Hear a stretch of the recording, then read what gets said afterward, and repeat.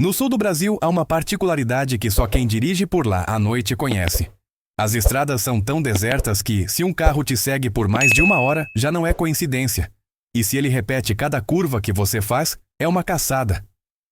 Antes de começarmos, já deixa seu like, se inscreve no canal e comenta aqui de qual cidade você está assistindo.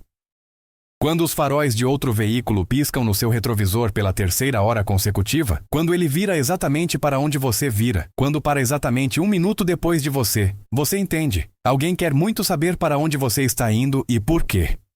Mas o mais assustador nessa perseguição na Serra Gaúcha não é o fato de estar sendo seguido.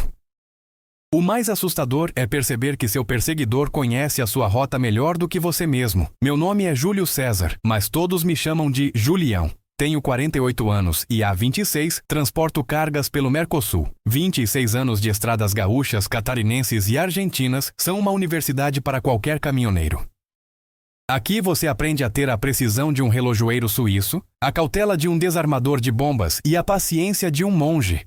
Um único erro nas condições do sul, e você está morto, seja pelo frio congelante da serra, por um animal cruzando a pista ou pelas autoridades que não perdoam infrações. O Cone Sul é um universo à parte para o caminhoneiro brasileiro. Um mundo onde tudo funciona segundo as regras, onde a corrupção descarada é mais difícil de encontrar, onde cada tonelada de carga é rastreada por satélite e cada quilômetro da viagem é registrado num computador. Um mundo onde você não pode simplesmente dar um jeitinho com a polícia por excesso de velocidade, onde não dá para negociar na fronteira, onde qualquer tentativa de fraude é punida de forma tão severa que é melhor declarar falência de uma vez. Mas é exatamente por isso que essa região atrai um tipo especial de transportador, aqueles que não levam cargas comuns, mas sim cargas com segredos. Porque se você está limpo perante a lei, se seus documentos estão em ordem, se a carga está declarada corretamente, ninguém vai fuçar nos detalhes. As autoridades do Mercosul confiam mais em papéis do que na intuição. Eu nasci em Rio Grande, numa família onde o mar era mais próximo que a terra. Meu pai trabalhava em um barco de pesca, meu avô em um rebocador. Também me previam uma carreira no mar. Mas nos anos 90, a frota pesqueira entrou em crise e tive que procurar outro caminho.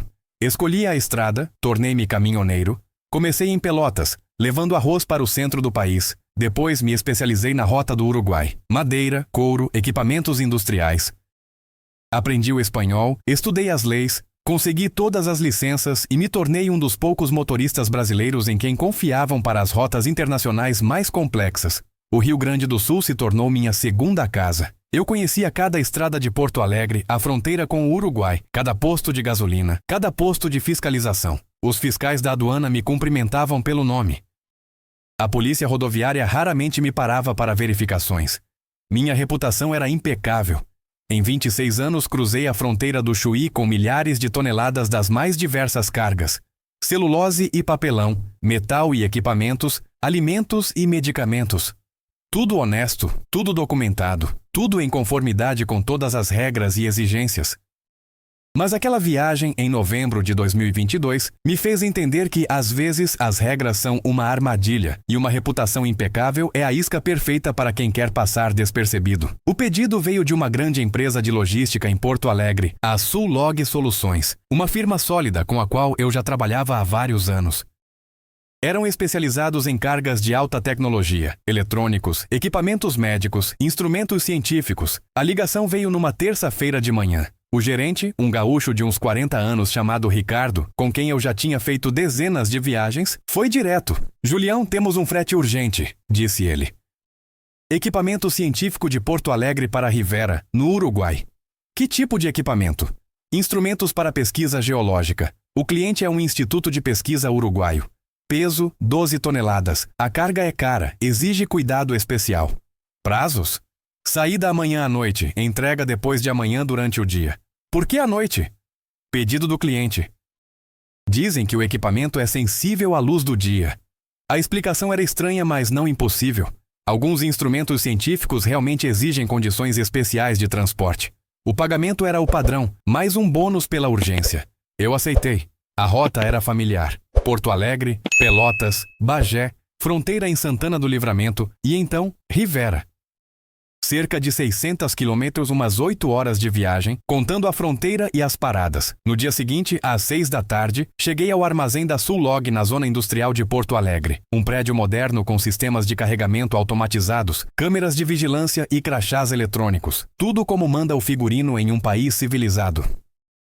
A carga foi colocada em contêineres especiais, caixas de metal com amortecedores, proteção contra umidade e vibração. Em cada uma, adesivos, frágil, estilado para cima, equipamento científico, sólido e profissional. Mas já durante o carregamento senti algo estranho. Os carregadores trabalhavam em silêncio demais, quase não conversavam. Normalmente, os trabalhadores gaúchos são comunicativos, gostam de uma piada, de falar sobre o tempo ou o Grenal, mas ali um silêncio tenso. Além disso, um dos contêineres me pareceu estranhamente leve. Nos documentos, constava que pesava 0,5 tonelada, mas os 3 homens o carregaram sem muito esforço. 0,5 tonelada de equipamento científico é um peso considerável. O que tem nessa caixa? Perguntei ao encarregado. Instrumentos de medição, respondeu ele, curto e grosso. Quais exatamente? Não sei. Alguma eletrônica. Os trabalhadores geralmente conhecem cada detalhe da carga. Tal descaso não era característico. Os documentos foram emitidos rapidamente. Nota fiscal, seguro, permissão para exportação de equipamento científico.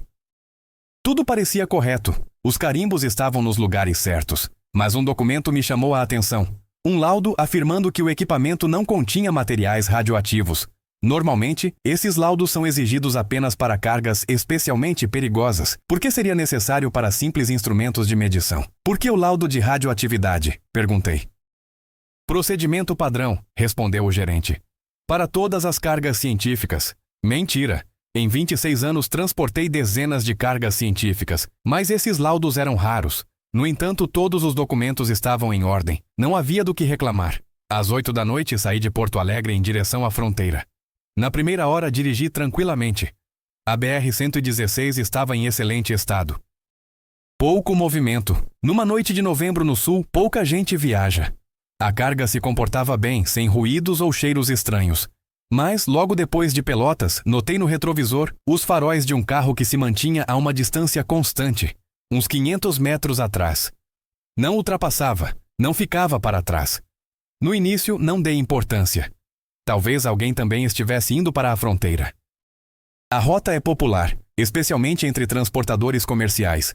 Mas quando saí da rodovia principal para um desvio em torno de Bagé, o carro também desviou. E essa estrada é raramente usada, apenas por moradores locais e motoristas que querem evitar o trânsito da cidade. Meia hora depois, decidi testar minhas suspeitas. Parei num posto de gasolina perto de Dom Pedrito, entrei na conveniência, comprei um café. O carro passou direto, mas 1 quilômetro à frente eu o vi estacionado no acostamento. Quando continuei, ele reapareceu no meu retrovisor. A perseguição era óbvia. Mas quem e por quê? O que poderia interessar a alguém no transporte de equipamento científico? Tentei observar o perseguidor pelo espelho. Um sedã escuro, talvez um Corolla ou um Virtus. Os vidros não eram escuros, mas a distância e a escuridão impediam de ver o rosto. O motorista estava sozinho, a julgar pela silhueta, um homem. Eu acelerei, ele acelerou. Eu diminuí, ele diminuiu. Perseguição profissional sem amadorismo. 1 hora depois, cheguei a Santana do Livramento, a última cidade grande antes da fronteira. Ali, eu poderia tentar despistá-lo no trânsito urbano. Entrei na zona industrial, passei por várias ruas secundárias, fiz várias curvas. Por um momento, os faróis desapareceram do espelho. Pensei que tinha conseguido. Mas assim que peguei a estrada para a fronteira, o sedã apareceu novamente atrás de mim, como se soubesse exatamente para onde eu estava indo. E então, a ficha caiu. O perseguidor não estava apenas me seguindo. Ele conhecia minha rota de antemão. Sabia que eu passaria por aquela estrada, exatamente naquele horário. Isso significava que a perseguição foi organizada por alguém que conhecia os detalhes da viagem. Na fronteira, a demora foi maior que o normal. Os fiscais uruguaios verificaram os documentos meticulosamente e inspecionaram a carga. Um dos oficiais estudou o laudo de radioatividade por um longo tempo. Equipamento científico? Perguntou ele. Sim, para um instituto em Rivera. E para que o laudo de radiação? Procedimento padrão no Brasil. Ele me olhou atentamente, depois para os documentos. Tudo em ordem, pode passar. Mas quando eu estava saindo da aduana, notei o oficial falando ao telefone. Poderia ser uma comunicação de serviço normal, ou poderia ser alguém informando sobre a minha travessia. No território uruguaio, o perseguidor desapareceu. Aparentemente, o sedã brasileiro não podia continuar a perseguição do outro lado da fronteira. Respirei aliviado, pensando que tudo tinha acabado. Mas eu estava enganado. Meia hora depois da fronteira, novos faróis apareceram no retrovisor. Um carro uruguaio, um Chevrolet Onix com placas de Rivera, também se mantinha à distância, também repetia minhas manobras, a troca de guarda. A perseguição brasileira foi substituída pela uruguaia. Isso significava que a operação era internacional, com pessoas dos dois lados da fronteira. Mas o que havia de tão importante na minha carga? Que tipo de equipamento científico exigia tanta atenção? Tentei contatar o gerente em Porto Alegre pelo telefone via satélite. Ele não atendeu. Estranho. Ricardo estava sempre disponível, especialmente durante fretes importantes. Liguei para o número principal da empresa. Uma secretária eletrônica informava que o escritório funcionava a partir das 9h da manhã e já passava da meia-noite. Eu estava sozinho na estrada noturna, com uma carga de conteúdo desconhecido e perseguidores de afiliação desconhecida. Faltavam uns 50 quilômetros para Rivera, 1 hora de viagem por estradas desertas do Uruguai, onde não havia a quem pedir ajuda. O Onix continuava me seguindo. Às vezes se aproximava, às vezes se afastava, mas não desaparecia. O motorista era um profissional. Mantinha a distância certa. Não se deixava ver. Decidi agir. Parei em um café de beira de estrada, entrei. O lugar funcionava 24 horas. Havia alguns clientes, caminhoneiros e moradores locais.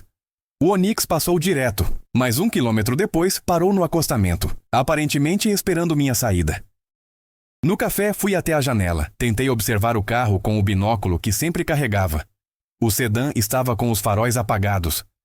A silhueta do motorista era pouco visível.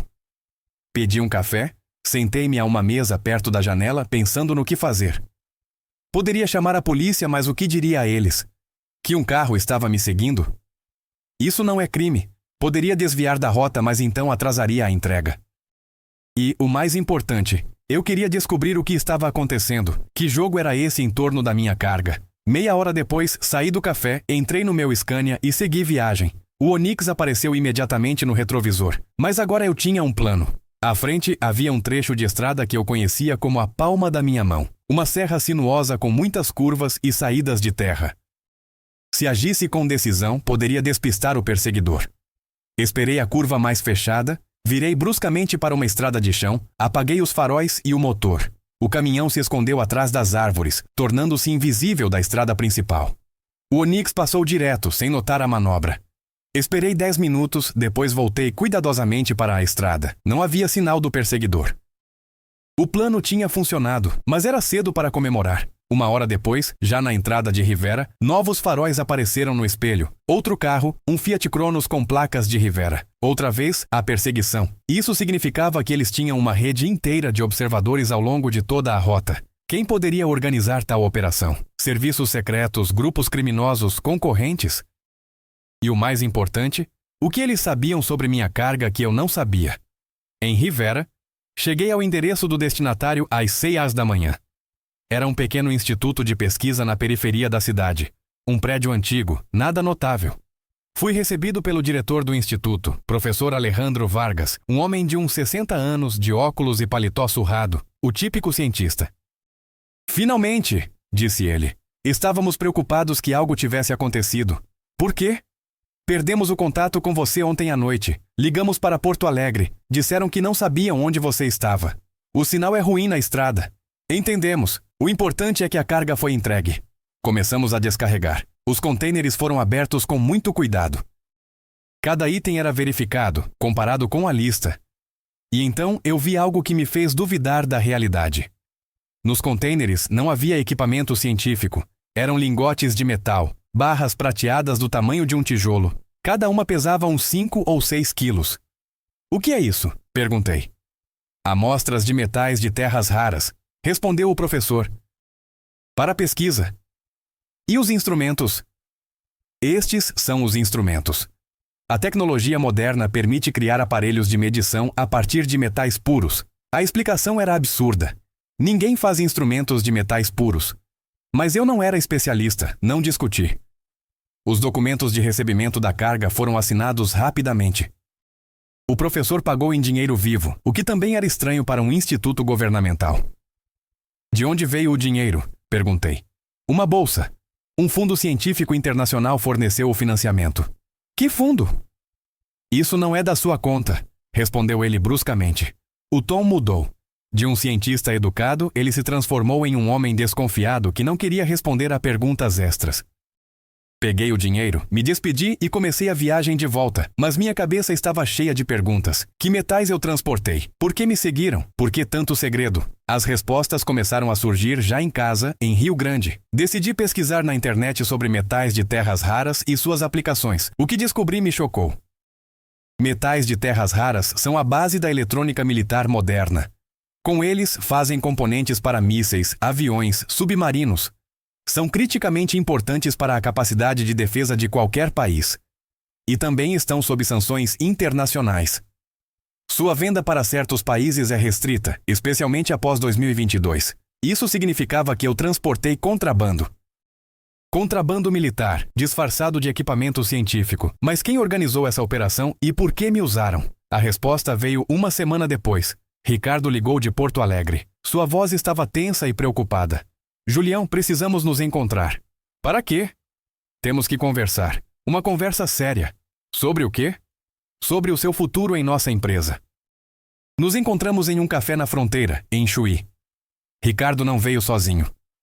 Com ele estava um homem de uns 40 anos, que se apresentou como Miguel. Tinha a aparência de brasileiro, mas falava português com um sotaque que não consegui identificar. Julião, começou Ricardo.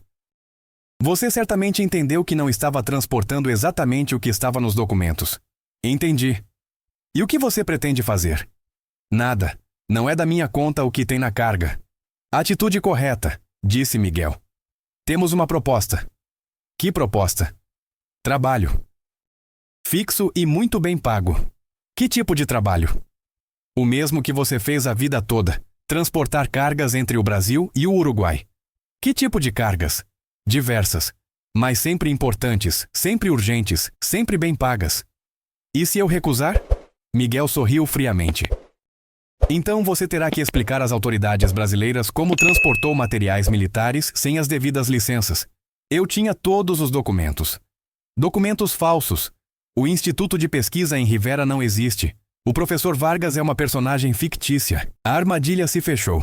Fui usado como um mensageiro involuntário e agora estava sendo chantageado por minha participação no contrabando. O que vocês querem? 2 viagens por mês. Brasil, Uruguai, Brasil. Pagamento 5 vezes maior que o normal. E a carga? Isso não te interessa. Você é apenas o motorista. E se me pegarem? Não vão pegar. Temos garantias. Que garantias? Pessoas nos lugares certos, dos 2 lados da fronteira. Então, era uma operação em grande escala, com funcionários corruptos no Brasil e no Uruguai. Preciso pensar. Até amanhã. Depois, a proposta é retirada. Passei a noite em claro, pesando os prós e os contras. De um lado, uma quantia enorme de dinheiro, que garantiria uma velhice confortável. Do outro, o risco de ir para a cadeia por contrabando de materiais militares. Mas, o mais importante, eu sabia que uma recusa poderia custar minha vida. Pessoas assim não deixam testemunhas. De manhã, Miguel ligou. Decidiu? Aceito. Sabe a decisão. A primeira viagem é em 1 semana. Assim começou minha segunda carreira. Oficialmente, eu continuei sendo um caminhoneiro comum. Extraoficialmente, tornei-me um mensageiro de uma rede internacional de contrabando de tecnologia militar. Transportava de tudo: metais de terras raras do Brasil para o Uruguai, eletrônicos militares do Uruguai para a Europa, projetos secretos, amostras de novos materiais, protótipos de armas. Cada carga era coberta por documentos legais, equipamento científico, materiais industriais, bens culturais.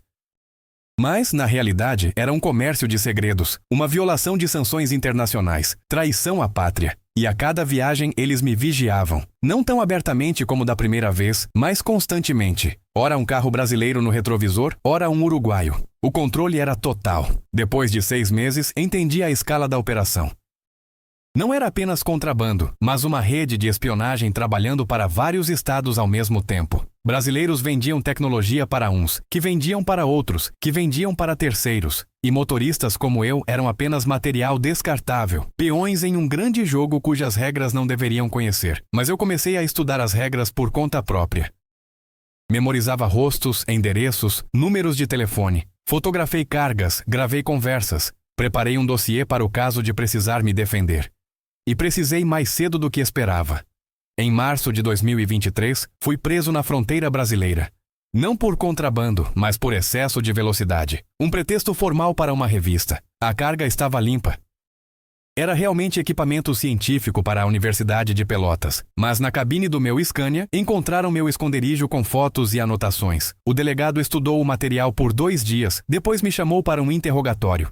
Julião, você tem um hobby interessante. Não entendo. Colecionar fotos de tecnologia militar. Isso não é tecnologia militar. Não? E o que é então? Ele me mostrou uma foto que eu tirei 6 meses antes. Os lingotes de metal no container. Aquele primeiro frete. Isso é hafnio, disse o delegado. Um metal de terras raras usado em reatores nucleares de submarinos. Sua exportação do Brasil é proibida desde 2014. Eu não sabia. E isso? A próxima foto. Placas eletrônicas. Processadores para sistemas de mísseis teleguiados. Também sob sanções. E estes são os projetos de um motor para drones. Cada foto era uma prova. A evidência da minha participação em contrabando internacional. Quantos anos de prisão por espionagem? Perguntei. No Brasil, de 10 a 30 anos. Mas existe uma alternativa. Qual? Cooperação. Lá estava. Queriam me recrutar de novo. Só que agora não eram os criminosos, mas a Polícia Federal. O que eu preciso fazer? O mesmo que você já fazia, transportar as cargas. Só que agora nós saberemos o que é, e seus antigos empregadores não saberão se você for cuidadoso. E se eles descobrirem? O delegado deu de ombros. Então vão te encontrar no meio do mato daqui a alguns anos. Se encontrarem, não havia escolha, ou a prisão ou o jogo duplo. Eu escolhi o jogo duplo. Nos 6 meses seguintes, trabalhei para a inteligência brasileira, continuando a transportar contrabando. Mas agora cada carga era documentada, cada contato era gravado. Aos poucos, o quadro de uma enorme rede internacional foi se desenhando. Dezenas de empresas em diferentes países, centenas de mensageiros, milhões de dólares em faturamento. E no centro dessa rede, o homem que eu conhecia como Miguel. Seu nome verdadeiro era Marcus Kruger, um ex-coronel do exército que, após a reserva, entrou para o negócio privado. Ele criou um império de comércio de segredos, comprando tecnologia em alguns países e vendendo em outros, contornando quaisquer sanções e proibições. E usava pessoas como eu como transporte. Motoristas honestos, com reputação impecável, que ninguém suspeitaria. A operação para desmantelar a rede começou em setembro de 2023. Prisões coordenadas em 5 países simultaneamente: Brasil, Uruguai, Alemanha, Argentina e Paraguai. Fui avisado um dia antes do início. Amanhã tudo acaba, disse meu contato na Federal. Fique longe dos lugares de sempre. Tirei uma folga. Fui para a casa de parentes numa cidadezinha no interior de Santa Catarina. Desliguei o telefone, não entrei na internet, esperei. As notícias chegaram uma semana depois. Em todos os canais mostravam reportagens sobre o desmantelamento da rede de espionagem internacional. Mais de 100 pessoas presas, tecnologia no valor de centenas de milhões de dólares apreendida. Marcus Kruger foi preso em Porto Alegre. Extraditado para ser julgado por traição. Pegou 25 anos. Ricardo pegou 10 anos em uma prisão federal. O professor Vargas de Rivera acabou sendo um tenente-coronel da inteligência uruguaia, que negociava segredos. Foi exonerado e sumiu, e eu fiquei livre, oficialmente como uma vítima enganada por criminosos. Extraoficialmente como uma testemunha valiosa que ajudou a desvendar a rede, mas a liberdade se revelou relativa. Primeiro, minha reputação foi arruinada para sempre. Os boatos sobre meu envolvimento com contrabando se espalharam por toda a comunidade de caminhoneiros. Ninguém queria trabalhar com o dedo duro que entregou os seus. Segundo, os membros da rede que permaneceram livres sabiam do meu papel e queriam vingança. A primeira tentativa de assassinato foi um mês após as prisões. Explosivos sob a cabine do caminhão. Felizmente notei os fios durante a inspeção de rotina. A segunda, 2 meses depois. Um atirador de elite na estrada perto de Lages. A bala passou a 1 centímetro da minha cabeça, quebrou o vidro lateral. A terceira, envenenamento em um restaurante de beira de estrada. Fui parar no hospital com uma intoxicação alimentar gravíssima. Os médicos disseram, mais um pouco e seria tarde demais. Depois disso, a Polícia Federal me ofereceu um programa de proteção a testemunhas, novos documentos, novo lugar para morar, nova profissão. Esqueça a vida de caminhoneiro, disseram eles. Encontre um trabalho tranquilo, longe das estradas. Eu aceitei. Mudei-me para uma pequena cidade na Serra Catarinense. Arrumei um emprego como mecânico em uma oficina. Um trabalho tranquilo, calmo, sem aventuras. Novos documentos, novo sobrenome. Júlio César virou Paulo Silveira. Nova biografia. Em vez de caminhoneiro, tornei-me um ex-marinheiro que se aposentou por problemas de saúde. Mas a memória não pode ser reescrita como um documento. Todas as noites sonho com as estradas do sul, com os faróis no retrovisor, com os lingotes de metal nos contêineres. Acordo suando frio, prestando atenção aos sons do lado de fora. Às vezes parece que alguém está me vigiando. Um carro desconhecido na rua, um homem estranho na padaria, uma batida suspeita na porta. Paranoia ou ameaça real? Já não sei. Minha esposa me deixou logo após a mudança. Não aguentou a tensão constante, o segredo, a mentira. Eu me casei com o caminhoneiro Julião, disse ela. Quem é você agora? Não sei. Meus filhos também se afastaram. O filho serve no exército em algum lugar do Amazonas. A filha estuda em São Paulo. Ligam raramente, não vêm visitar. Tem vergonha do pai que se envolveu com gente errada. Só recentemente entendi a verdade principal. Naquela perseguição na Serra Gaúcha, o mais assustador não era que estavam me seguindo. O mais assustador era que eu não sabia quem eu era de verdade. Um motorista honesto ou um criminoso. Uma vítima ou um cúmplice. Um herói ou um traidor. Por 26 anos pensei que me conhecia, que era um simples caminhoneiro que fazia seu trabalho honestamente. E descobri que era um peão no jogo de outra pessoa, que nem sequer conhecia as regras. Talvez aquele que me seguia pelas estradas do sul me conhecesse melhor do que eu mesmo. Sabia que eu aceitaria transportes duvidosos por um bom dinheiro. Sabia que eu ficaria em silêncio ao ver uma carga estranha. Sabia que eu me tornaria um cúmplice, mesmo sem perceber. No sul do Brasil, há uma particularidade que só quem dirige por lá à noite conhece. Se alguém te segue, significa que você já não é quem pensa ser. E se ele conhece sua rota melhor que você, significa que sua vida já não te pertence. Agora, trabalho como mecânico. Vivo sob um nome falso em uma cidade onde ninguém me conhece. Não tenho um passado do qual me orgulhar e nem um futuro pelo qual esperar. Tenho apenas a memória das estradas do sul e a compreensão de que, às vezes, a perseguição mais assustadora é quando você se olha no espelho e não reconhece quem vê.